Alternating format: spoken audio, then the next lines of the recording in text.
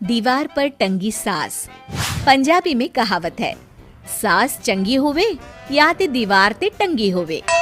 संगीता की शादी भी एक ऐसे ही घर में होती है जहां उसकी सास दीवार पर टंगी होती है। ससुर और पति शादी के पहले दिन उसे सास के फोटो के सामने ले जाते हैं, जहां ससुर जी कहते हैं, बेटा संगीता, ये तुम्हारी सास थी, बहुत नेक और भली, लेकिन थोड़ी गुस्सैल थी। गुस्सा आने पर सब तहस नहस कर देती थी, पर अब ये इस दुनिया में नहीं है। हाँ संगीता, माँ होती तो तुम इनकी कोई बात टाल नहीं सकती थी, वरना तो माँ घर में भूचाल ले आती। संगीता मन में खुश होती है कि अच्छा है कि ऐसी औरत अब इस घर में नहीं है, लेकिन दिखावे के लिए वो जैसे ही सास की फोटो के सामने हाथ जोड़कर खड़ी होती है, ये क्या? सास उसे देखकर मुस्कुराने लगी। संगीता आंखों को मलकर एक बार फिर से देखती है, लेकिन फिर सास के चेहरे का भाव, भंगिमा यानी एक्सप्रेशन बिल्कुल बदले होते हैं। वो अपने पति और ससुर को कहती है, माँ की तस्वीर तो स्माइल कर रही है। ना बेटी, ये कैसे संभव है? जरूर तुम्हें कोई गलती हुई होगी, ऐसा कैसे हो सकता है?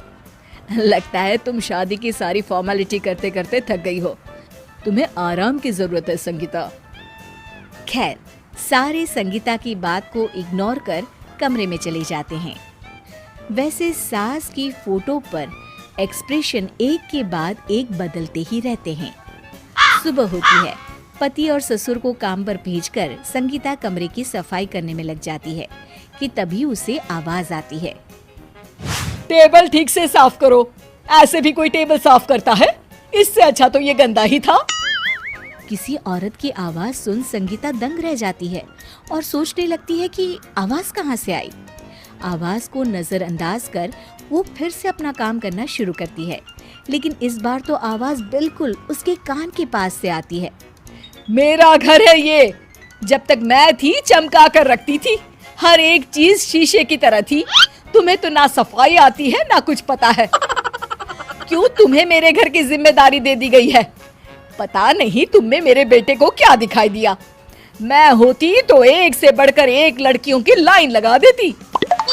अब संगीता को समझने में देर नहीं लगी कि ये आवाज किसी और की नहीं बल्कि उसकी सास की है, जो दीवार पर टंगी है। वो उसके पास जाती है और कहती है, नमस्ते सासू माँ, मुझे तो कल ही लग रहा था कि दीवार में कुछ काला है। वो दीवार नहीं, दाल होती है पगली। सही पकड़े हैं सासू माँ। तो क्या हो गया आपको जो आप यहाँ भी चैन से नहीं बैठी हैं? सुना मैंने आपका व्यवहार काफी गुस्से वाला था। चुप रह तू, ज्यादा बकर बकर ना कर। घर का काम करना तो आता नहीं, आई है मुझसे बहस करने। हाँ देखिए सासू माँ, मैं आपसे साफ साफ कह देती हूँ, मुझसे पंगा लेने की कोशिश मत करिएगा। तभी पीछे से संगीता का पति आता है। अरे संगीता, किससे बात कर रही हो? कौन है वहाँ? संगीता की सास की फोटो फिर से पहले जैसी हो जाती है। आपकी माँ से कह रही थी कि मुझे काम करना आता। अरे संगीता, माना सास के ताने हर बहू को अच्छे लगते हैं, लेकिन यहाँ तो माँ है ही नहीं।